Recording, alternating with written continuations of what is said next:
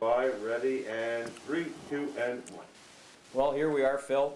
It's so great to see you again. First of all, Thanks. thank you very much My pleasure, for Liam. doing this, courtesy of ProSportsBlogging.com. You're our first official interview for the site. And, Oh, cool. 1,590 points, 717 goals, and so many accolades that we're going to touch on a little bit later. But I want to, just before we started the taping, you mentioned the name Billy Ray. And the reason I want to ask you about that is you're going to forever be known as a Boston Bruin. You went to the finals with the Rangers and had some good seasons there. But I think a lot of people forget about those early years with Chicago.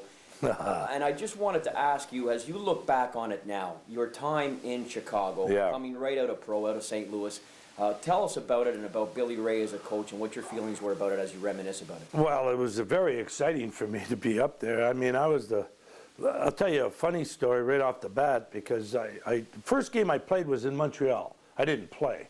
I sat there. I watched. My feet were killing me too, by the way, killing me. And I was used to playing 35 or 40 minutes in St. Louis in the Central Pro League. Actually, it was the Eastern Pro and Hockey. then they would change it to the Central Pro League. Right. And God, we had 3 lines, 4 defensemen, and I killed penalties and power play. So I played a lot of hockey. And when I get up there and sit there, and we're in Detroit at the Olympia, and it's my first shift, actually. It's the second game. Billy taps me on the shoulder. It's the third period. My skates, I had loosened them because my feet were so sore. Folks, I wore 12.5 shoe, and I put my foot in a 10.5 skate. Don't ask me why. Maybe it's the Italian in me. I'm stupid. I don't know. But all of us did it. Even the Polacks and the Russians and everybody, okay?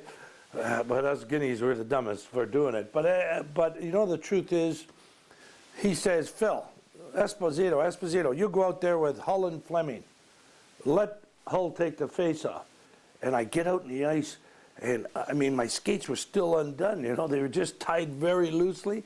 And I'm wobbling. I'm going, oh, my God, can you believe this? And I get to the face-off circle, and I look around, and there's Glenn Hall, Hall of Famer, Pierre Pilote, Hall of Famer, Bobby Hull, Hall of Famer, Gordie Howe, Hall of Famer, Alex Delvecchio, Hall of Famer, Ted Lindsay, Terry Sawchuk, Bill Gadsby. I'm going. All of a sudden, Bobby says, you got that old so-and-so? I said, yes. And Gordie looks at me and smiles, Line up at the face-off, puck drops, I turn like this, and bam, he gives me an elbow right in the nose, right here. I get 6 stitches. We go in the penalty box together, Liam. In those days, that's what you did. Yep. We get in the penalty box, and an usher or a cop sat between you, right? And this usher, and I got the towel, and I got a little ice, and I'm trying to stop the bleeding, and I lean over and I said, and you used to be my so-and-so idol. He goes, what you say, Wapo? I went, ooh, nothing, Mr. Howe, absolutely nothing. From that point forward, Gordie said he didn't know what to say. No one had ever said, you used to be my idol. He said, I guess I was really getting old. But Billy would do things to me on the practice. I'll never forget one time he put a dollar bill down, he put a quarter down, and he put a dime down on the ice. And he said, come here. He said, see this dime?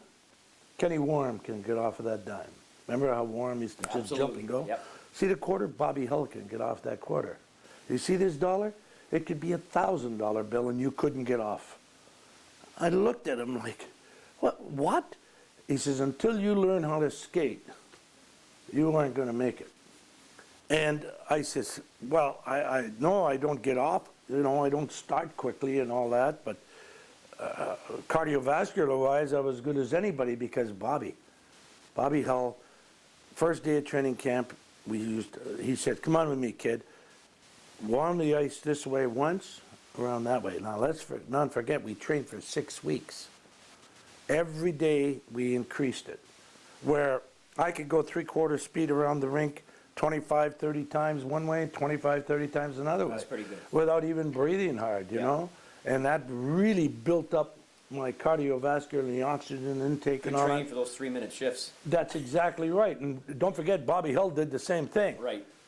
But now they train for the sprint, not the marathon, for crying out loud. And I would really have trouble right now. What about Billy Ray? I mean, because Bobby Hull was sitting in his seat. He's not very complimentary about Billy Ray as a coach. No, neither am I. Okay. You guys didn't went to think you would. 65 finals. First of all, I find that story amazing because you had 3 straight 20-goal seasons. You're centering the hem line. Mm-hmm. You know, you guys go to the final, 7 games against the Habs, losing in Montreal in Game 7. It was a great series. I mean, what Billy Ray saying that makes not a lot of sense. Well, I wasn't a Billy Ray fan at all as a coach. My brother loved him, but I didn't, think he was that great of a coach. I do remember Bobby Hull got me in so much trouble. This guy always got me in trouble, Bobby. In fact, after that year, we won broke the Muldoon The curse. Muldoon curse, yeah. Was that 67? It was, 67. yeah, because we lost to Toronto.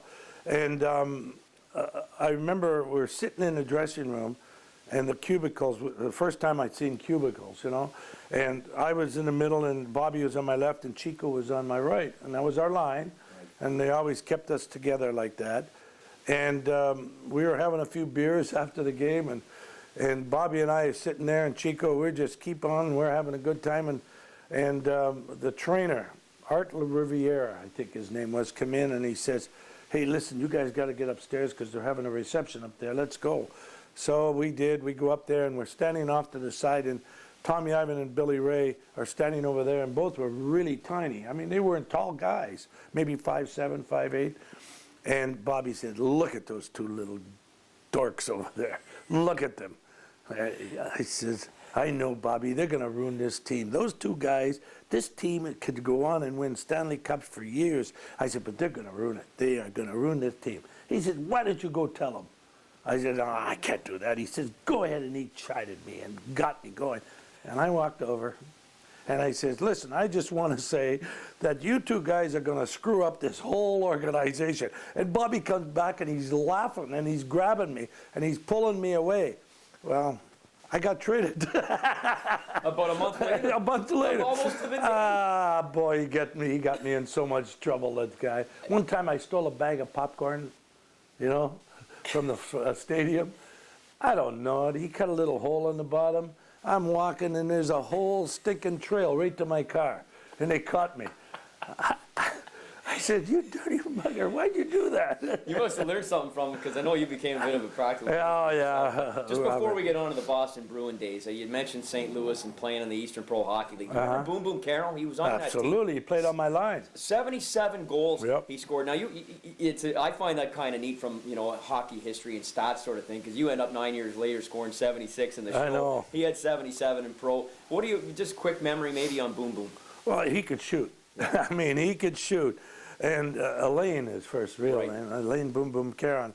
And I think they call him Boom Boom because he missed the net so much, and it hit the boards and went boom, boom. I don't know. But the truth is that I played center with him, and Jack Stanfield Yeah. was our left Is that winger. Fred's brother? Freddie's brother, Yeah. Freddie's older brother. Yeah. And we had quite a line. We Yeah. really did. We could score like crazy, but back check? Absolutely not. No. I said, Boomer, you're going to back check? Then he says, no back check. No back check. But it was a fun time with Boomer and those guys in St. Louis. It really was. It was a hectic time. Gus Kyle was our coach, and I'll Yeah. never forget one time. Our team wasn't very good. Roger Crozier was our goalie. Yeah. You'd think we would have a better team. But I remember we got a power play once, and I skated over to the bench, and I said to Gus Kyle, who was coach, I says, what do you want us to do? He said, I want you to go over to the official and tell him we're going to decline the penalty. I says, decline the penalty? He says, yeah, we want to take the ice instead because we can't get out of our own zone. Nice. That was Gus Kyle, okay? And he used to say, you guys are throwing so much snow, I'm going to build a shield in front of me. Oh, God, he was a crazy Great man. stories, great stories. Let's get into the Bruin days. Sure. May 15, 67, as we alluded to. I almost didn't go. Really? I almost didn't go. I got a call from Bobby Hull. Yep. 5 minutes before midnight, the trading deadline, and also the protected list. Right. I found out later that Scotty Bowman told me that they were going to pick me first in St. Louis in the expansion draft. Yeah. Because I was not going to be protected, and that's why they traded me to Chicago. And I never understood that. 11th in the league in scoring, and 9th and 7th. Yep. I mean, obviously, I was It makes learning how to score, No and I was getting there. And for them to trade me was personality, Yeah. without a doubt. Yeah. And I gotta admit it, I was a character. I was. I've always been outspoken. I've Yeah. always said what I thought, and whether wrong or right, that's just the way I am. And if I'm wrong, I admit it. But sometimes I'm right, you know. So you do go to Boston, though. You accept the deal. Well, after fighting with Milt Schmidt, I wanted $10,000 and he wouldn't give it to me. And I made $7,000 in Boston, or in Chicago, but we won first place and went to the playoffs, so I made an extra $3,000 in bonuses. So that's all I wanted was, and Boston ended up in dead last again. That's right. And they had Orr, Yep. but it didn't matter, they still ended up in A last. lot of people don't know that. That's a And- very good point. And I said, well, gee, I'm out $3,000 here, and I was making $12,000 working in the steel plant a year if I stayed for the year. So I was making more money doing that, so I told him I wasn't going to come. I was at my brother's graduation in Michigan Tech when Milty, after seven phone calls back and forth over that course of that May and June, where Milt called me and says, okay, I'll give you 9,500. 9,500. I says, okay, but here's what I want. I want $5,000 for scoring 20 goals. He says, are you crazy? You scored 20 goals 3 years in a row. He says, I'll give you 5,000 for 25. I said, okay, 5,000 for 25, 5,000 for 30, 35, 40, 45, and 50. He says, you got it. No problem. Beautiful. I ended up with 49. 49, yeah. I made some moolah. Oh, he was mad. You could have been too mad a couple years later, though, when you're going to the Stanley Cup. I mean, No. tell us about that first win. I mean, against St. Louis in the finals. Remembered, it's funny. It's got some analogies, really, when you think about the Henderson goal in '72, which we'll get to.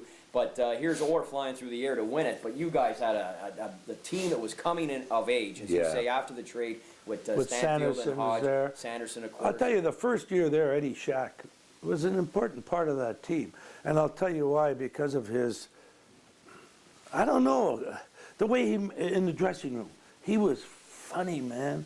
I remember going to the first, we both got traded there at the same time, 67. Sorry. It's okay. And I remember going into the dressing room in London, Ontario, we trained. And I'm sitting there and I'm getting some equipment ready and all that because, you know, I just gotten traded. I wanted to make sure I got the right equipment and all that other stuff. I hear, hi ho, it's off to work I go. And the door slams over and there's Shacky with a stick and his skates over like a kid when you're going to the open air rink. He says, clear the track, here comes Shack, we're going to have a blast. I went, this is cool. This guy's nuts. Do you remember his fight with Zaydel? Oh, they hit each other over the head with the sticks about 5-6 times. Neither one of them went down because they both were blockheads, so it was going to go down. My God. I was in Toronto, That was actually. in Toronto. It was in Because Philadelphia's barn, the roof blew blown off. That's right. That's right. You're good at that, boy. I tell you, you remember. See, I can only remember because I was there. Otherwise, I'd never remember. Amazing story. But, amazing story. Stanley Cup 1970. What did it mean to you? What do you recall from the? You know what, Liam? I got to tell you, I did a lot of things in this game. I really did, and things that I never ever dreamt possible as a kid growing up or whatever. But I have three, and not any order per se, you know, that stand out in my mind. This first Stanley Cup in 1970 was really special. When you see these kids, even nowadays when they go, I can't explain it, the feeling of holding the cup and all that.